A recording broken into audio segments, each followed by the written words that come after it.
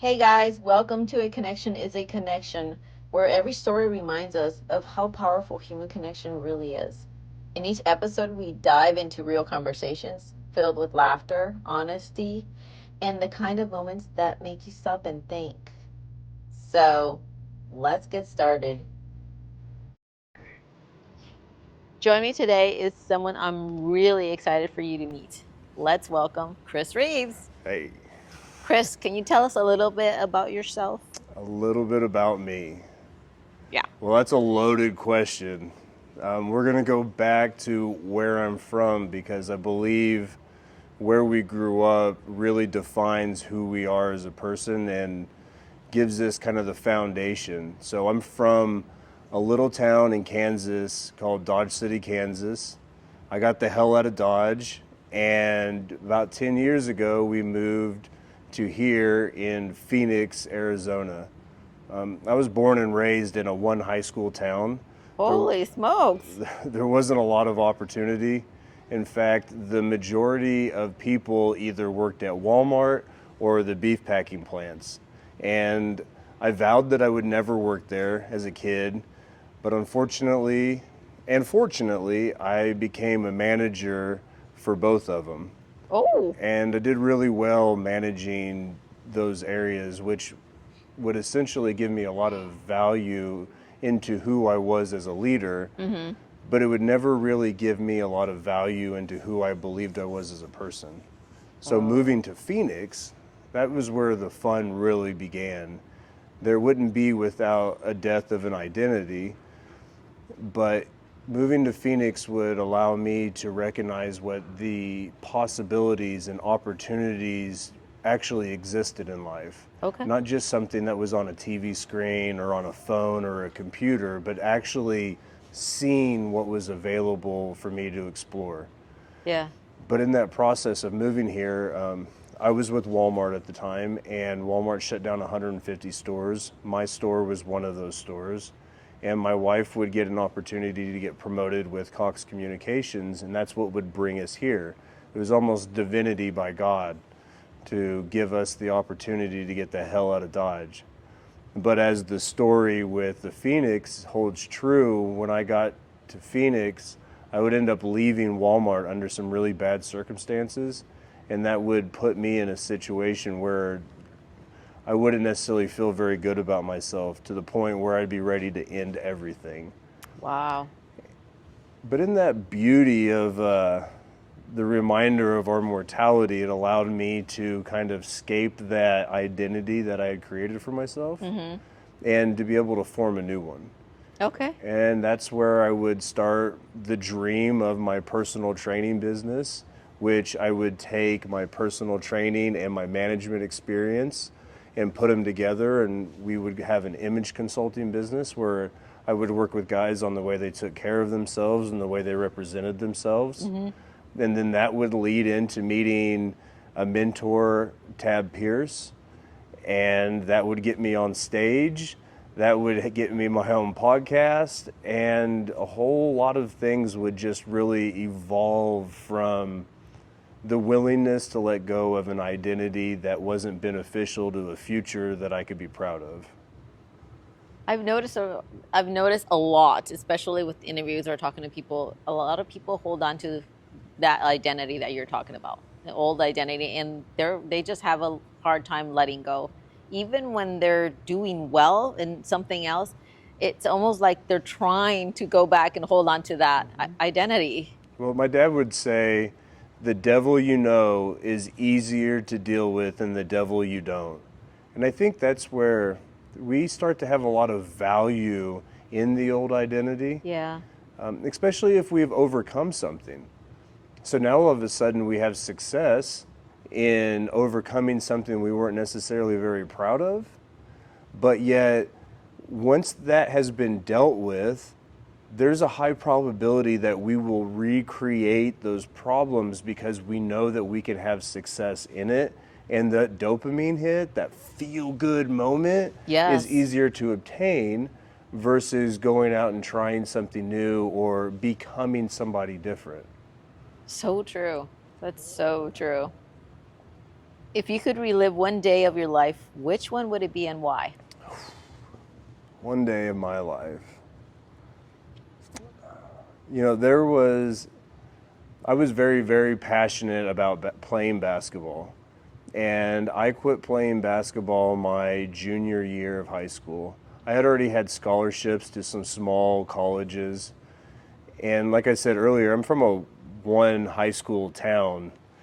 So everybody knew everything. It was a good old boys club. The high school basketball coach was not a very nice person. I played varsity 2 years, and 2 years I got annihilated by a coach that I would look up to and believe that he had his best interest in me, but in reality he was just using me as a weapon. I was the kind of player, like I would compare myself to like a Dennis Rodman. I played defense. That's all I was allowed to do. I wasn't allowed to shoot the ball. Yeah. If I got a ball on a rebound or something like that, then I got to shoot it. But there was a lot of mental games, a lot of like weaponization of the relationship that would essentially make me not have trust in authority. It would make me question, do the people that are telling me what to do they actually care about me as a person? Yeah. And I had a girlfriend that was very abusive. I was a freshman, she was a junior, sort of thing. She was a cheerleader, right?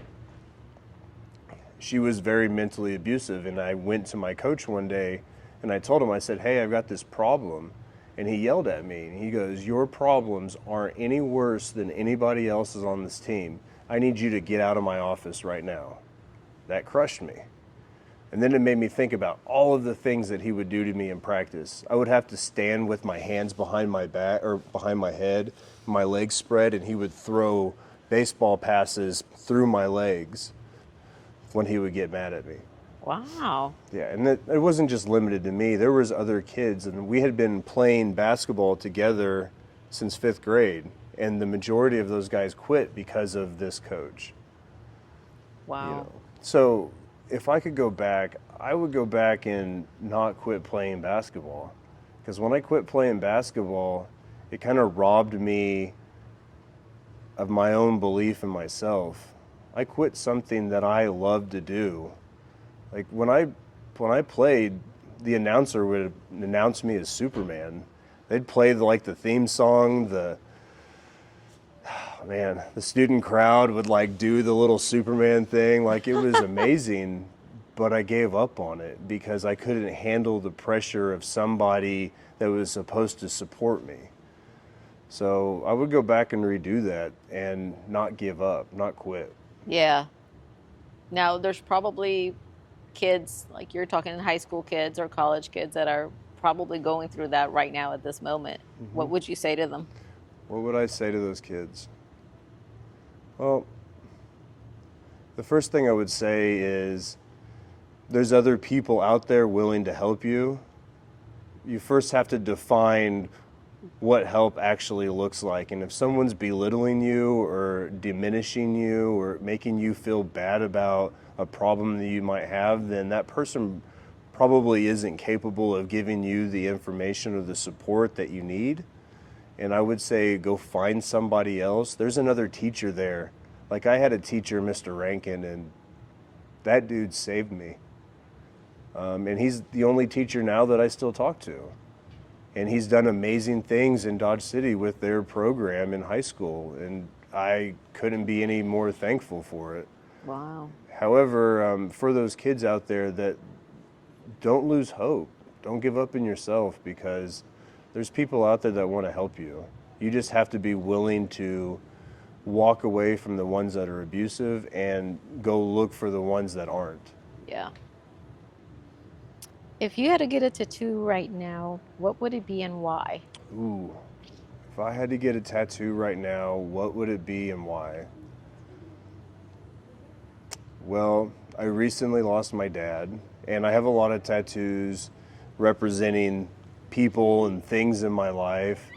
And I would probably go get a tattoo of something like a mountain with a ram on top of it. That would be Nice. cool. And represented my dad, because that dude just didn't quit. He was quiet, he was powerful, he was strong. He was also very emotionally removed, but he always just did what he had to do to make sure the job got done. Yeah. And that really resonated with me as a person, and it helped me get through a lot of things in my life.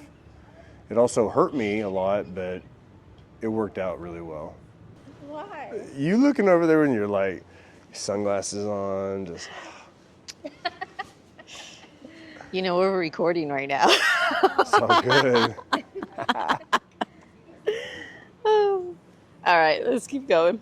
What's the kindest thing someone has done for you when you really needed it? It's the kindest thing. Uh-huh.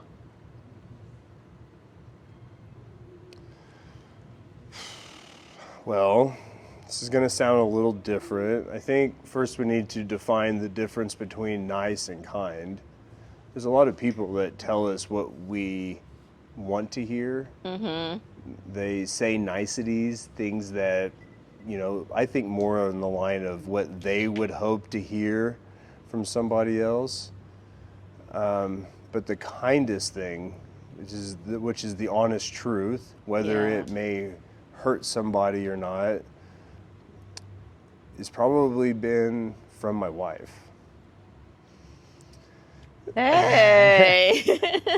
She's got a very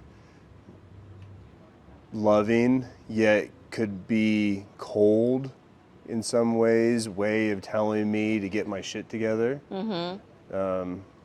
She's told me on several occasions that I'm wrong, mm-hmm. that I need to be better, mm-hmm. and how I can be better. But she's always been there in a way that was able to walk me through it, and we were able to talk about it, and she also just never gave up and ran away. Yeah. Specifically, like with our daughter, like sometimes I can be a little too hard, mm-hmm. push a little too much, and she reminds me of my responsibility as a father and what that might look like, and if that's what I would want her to, or a daughter to have in her life as a husband. And those moments right there have helped carve me into being a better father and a better husband. Yeah. Because it's the reality check that I need. Because I think oftentimes we get caught in our emotions and get going, and once the momentum is built up, it's just really hard to stop.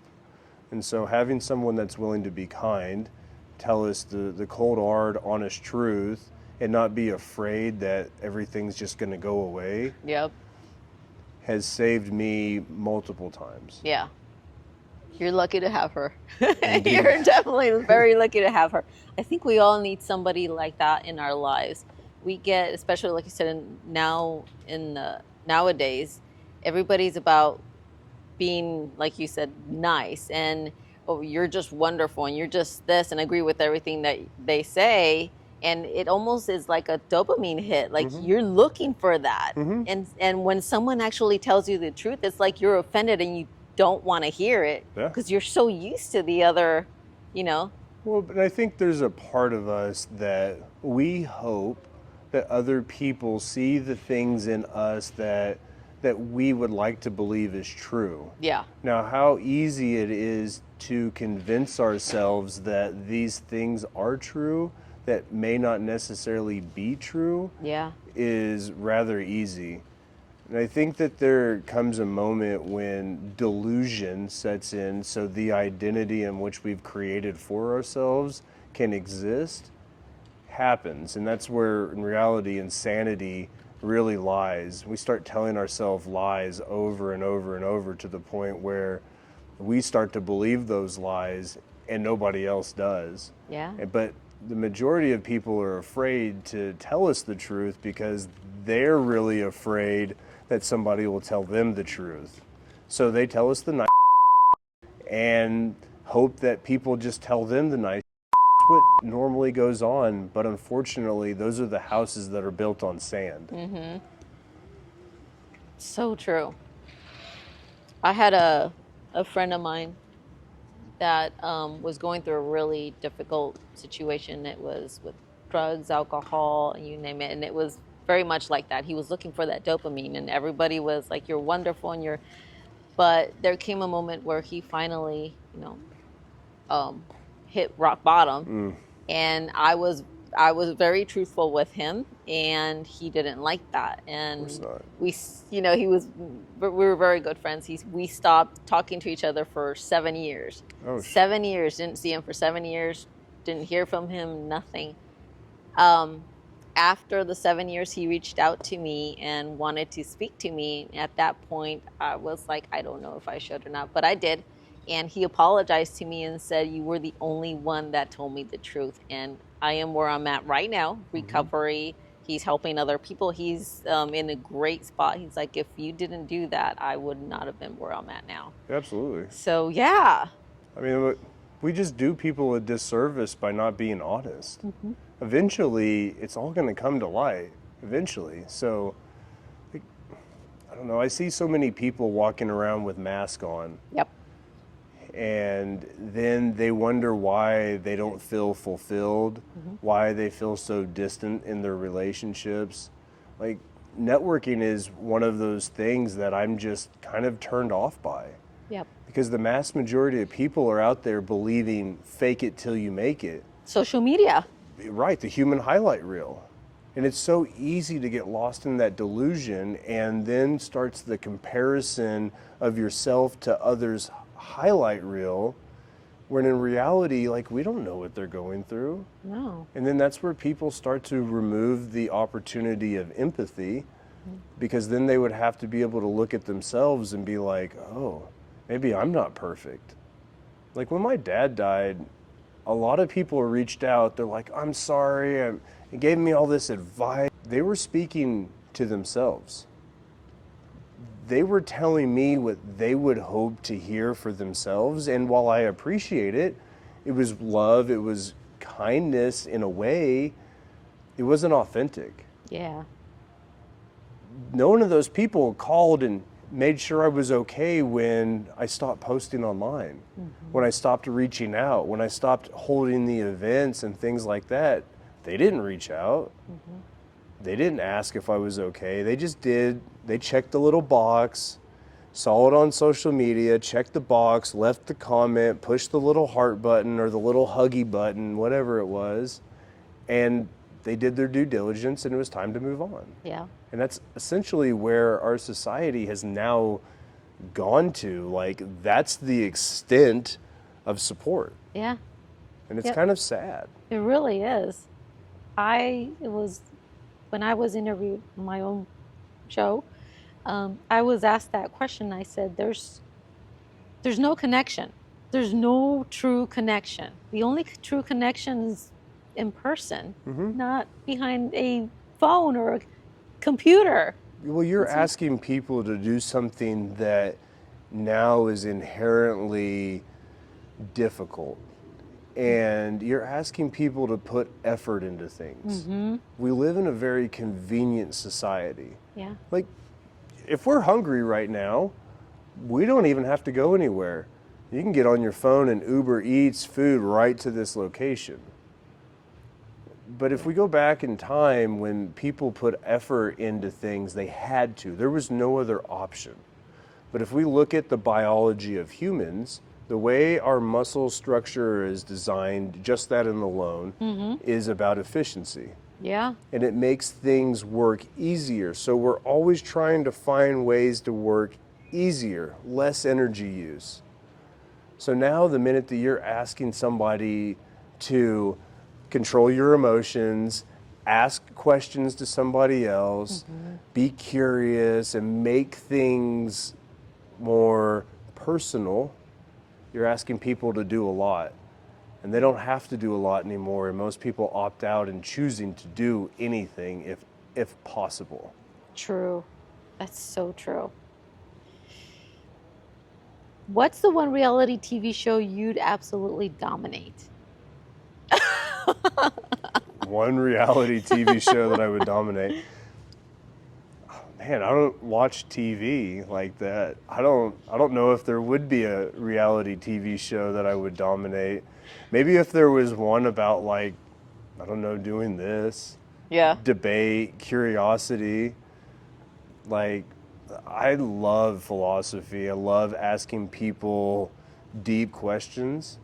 So if there was a reality TV show where we went around, like what Charlie Kirk and them did, Yeah. just Yeah. those ones that are raw and real and push the line as far as the way people think, Yeah. I think I would dominate in that. You should do it. You should do it. What's one story about you that would make everyone in this room say, no way, did that really happen? Oh, snaps. There's a few of those.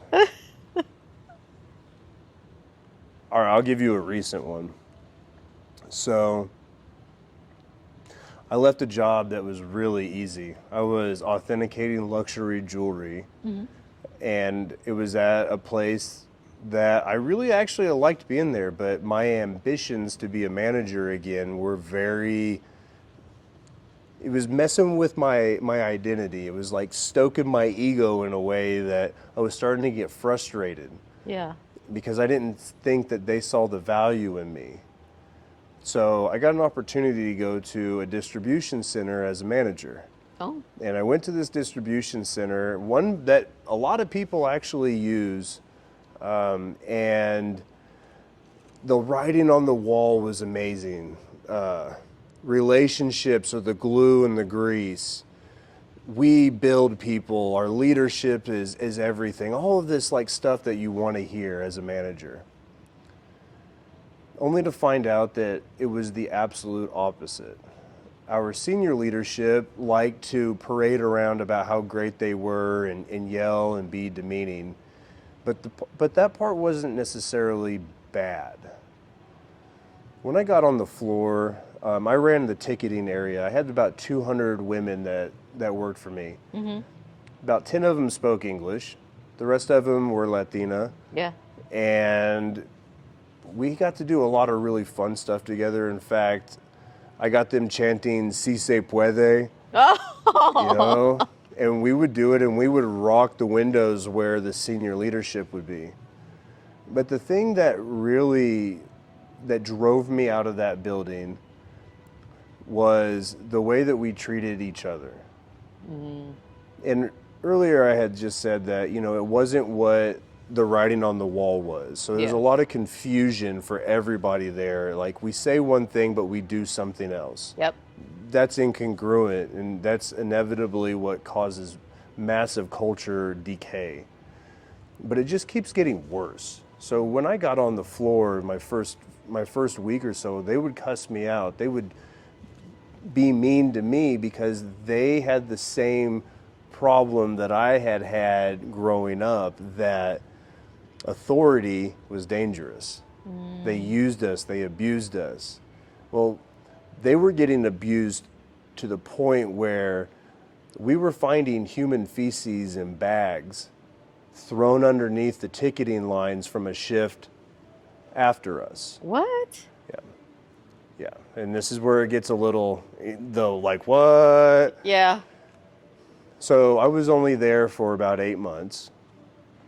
And within that 8-month period, I would have picked up 166 bags of human feces. Bottles of pee. I would go underneath the ticketing rails and pull the stuff out, because as a leader, I didn't want my people to do something that I wasn't willing to do, and they shouldn't have to pick up stuff like that. That's where real leadership really comes in. It's not delegating to somebody to go do something inhumane like that. Yeah. As a leader, I'm going to be the one that goes out and does it, so I lead by example. Yep. And in that process, we would report it. We would do all of this stuff, write the reports, everything to try to get it taken care of. No. They just swept it under the rug. Wow. Well, not until about 100 of my ladies walked off the line did they want to do something about it. And that's what told me right there that this is never going to work for me. that's never going to work, because the only thing they cared about was the bottom line. It was profit margins. And they were losing mass amounts of money with that many people walking off the line. And so in this process of me leaving, just like I left Walmart, I started to have this identity crisis, but that's when it kicked in again. I was like, I'm worth more than this. And if I am willing to put this aside, then I'm saying that I'm not worth shit, literally. And when I chose to leave, it was rather difficult for me. I had the same kind of fuck it all problems again. I'm ready to end it all. Like, I don't know who I am. But then a friend reached out and he said, you know, sometimes God has to give you literal shit for you to leave a situation that you shouldn't be in. And when he said that, it really clicked to me. And then I was just completely like dumbfounded. And then that's when things really started to improve in my life, because I started to see myself differently. Like, it was divinity. Like, God really wanted me to do something better with myself, but he gave me an opportunity to see what I was capable of doing. If I could get 200 women to chant Si se puede, and I didn't even speak their language, that means that I was capable of moving people in a way that didn't require just language. Yeah. Yeah. Do you have a testimony from God? Do I have a testimony from God? I don't quite understand that question. Do you have a testimony that you can share with others that brought you closer to God? Or maybe that brought you more into your belief with him? Well, it's not something that I openly talk about, is my belief in God, because I think that a lot of people are tied to labels. Yeah. So I grew up as a Methodist. I was baptized as a Methodist. And then around 18, I got locked up. And when I got out, I wanted to see what the difference between all of these different Christian belief systems were. So I went from church to church to church, and it was all the same shit. They all worship Christ, but yet they were all more worried about who was right. And I couldn't align with that. So my relationship with God fell away very fast. And then after Walmart shut my store down and I went through the transition from Kansas to Arizona, is when I started to see divinity again. But I started to see it differently. I didn't see it as a label. And I would start to see the gifts that God would give me and the challenges that were aligned with them. And it started to change my victim mentality from it's happening to me to it's happening for me. And it would take time, but there would be multiple like situations. But I would think that really the one that's just really driven it home for me now is losing my dad. Yeah. Like, I gave him the death blow. He was suffering from stage 4 terminal cancer, and his stomach was so swollen, his visceral fat was inflamed, and it was putting a lot of pressure on his intestines and all of that, his bladder and everything. He was in a lot of pain. We found out on the day he found out, and within 3 weeks he was gone. Well, right before he died, I gave him a hug, told him I loved him and everything would be okay, and that hug ruptured his intestines or his bladder, whatever that area was. And it broke me. But then something came over me that said that it was all okay. He wasn't in suffering anymore, that he had trained me and given me opportunity. He set up our family so we would be all right. He got my mom from Kansas to here. But I had this like feeling of, you have done all of this work to improve yourself, and you've been modeling after the examples of what Christ did. Yeah. Now you have to be able to forgive yourself in that process too, because that's what the death of Christ was for, was to remind us that the ultimate sacrifice is to actually forgive ourselves, to let go of the burdens that we are putting on ourselves, and to learn and develop and grow. But it would take for me to lose my dad for me to like really recognize that, for me to like let go of punishing myself and to see that, you know, I'm doing good things for people. And it's the acts, not just the belief in God, it's the acts and the way we take care of each other, the way we interact with each other that matter, because that's what Christ was doing. Now, do I align with a specific religion? Absolutely not. I think that's the control mechanism for the masses. It's what make people feel comfortable, and it allows them to remove themselves from their actual responsibility, and that's to follow in the example of Christ. If you could instantly be great at any hobby or skill, what would it be? Instantly great at any hobby or skill.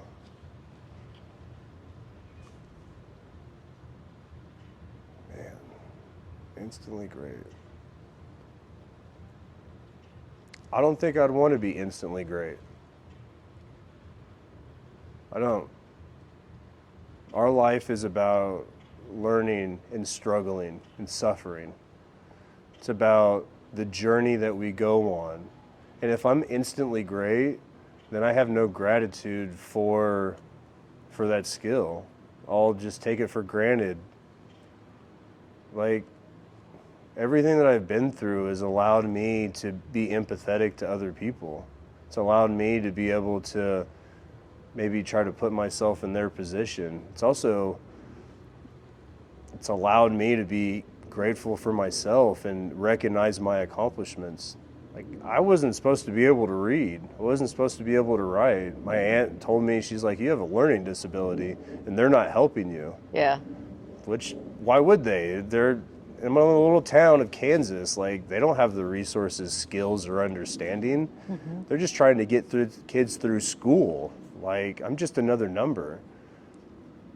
But if I just instantly was able to have a skill, like, and what?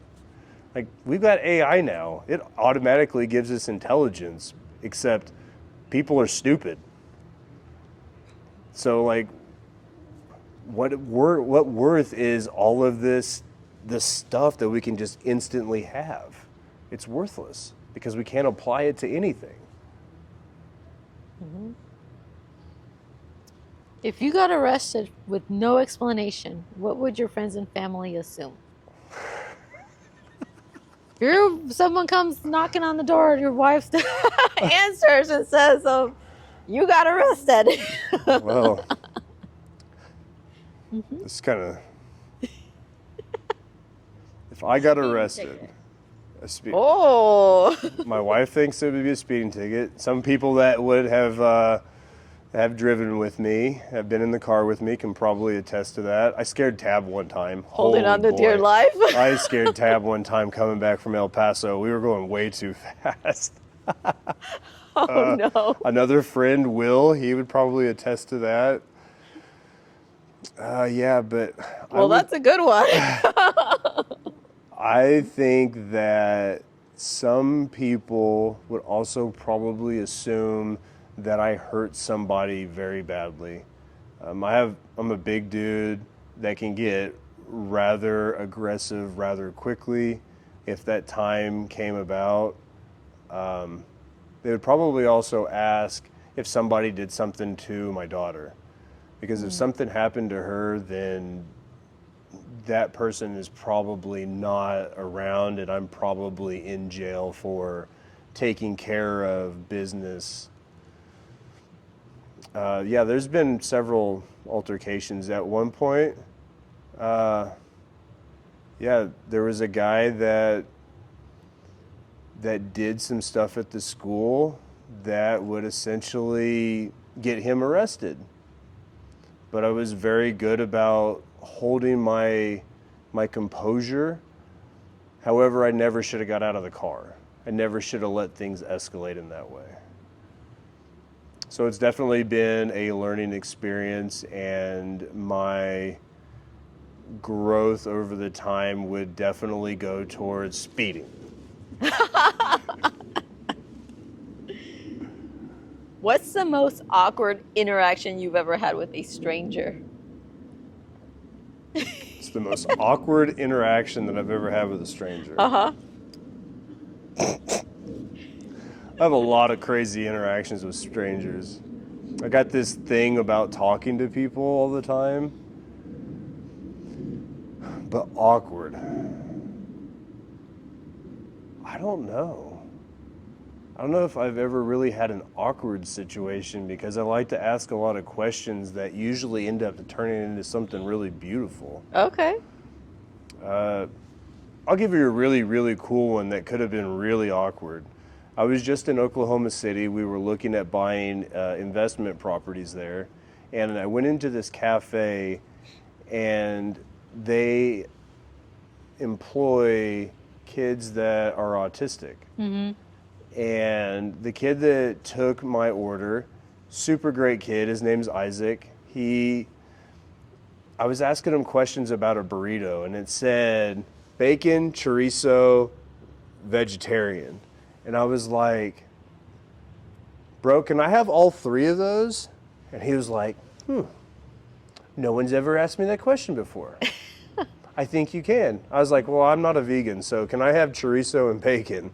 And he laughed, and he's like, okay, chorizo and bacon. And then I noticed he had this huge Oklahoma City Thunder jacket on, just big, big patch. And I said, bro, do you like the Oklahoma City Thunder?